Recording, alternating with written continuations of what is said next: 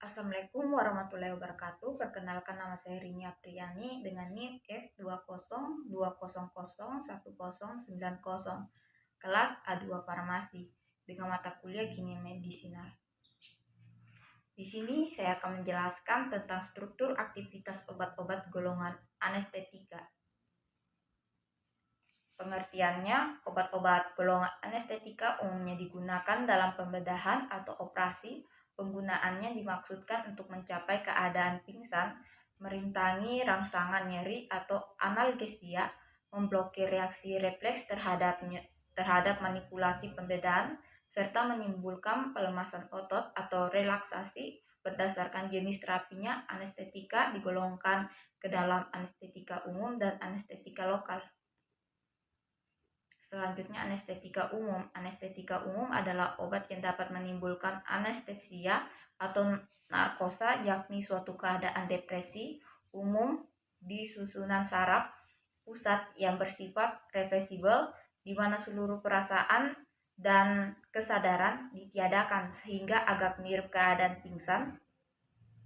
Anestetika umum dapat menekan SSP secara bertahap, yakni yang pertama itu ada analgesia, yaitu merupakan kesadaran berkurang, rasa nyeri hilang, dan terjadi euforia atau rasa nyaman yang disertai impian yang mirip halusinasi.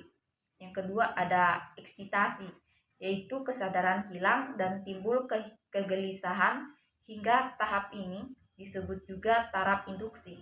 Yang ketiga itu ada anestesia, yaitu pernapasan menjadi dangkal dan teratur seperti pada keadaan tidur, atau pernapasan perut. Gerakan mata dan refleks mata hilang sedangkan otot menjadi lemas.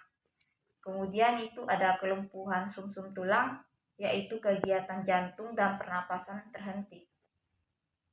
Selanjutnya anestetika inhalasi.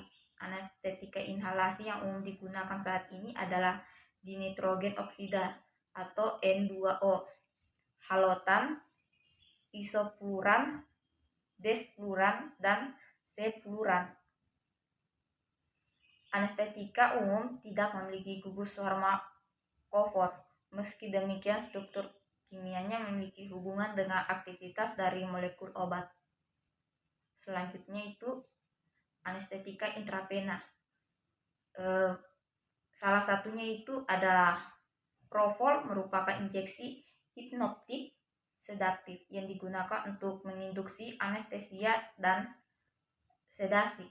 Kedua itu ada etomidad, merupakan imidazol terkarboksilasi yang digunakan untuk menginduksi anestesia umum.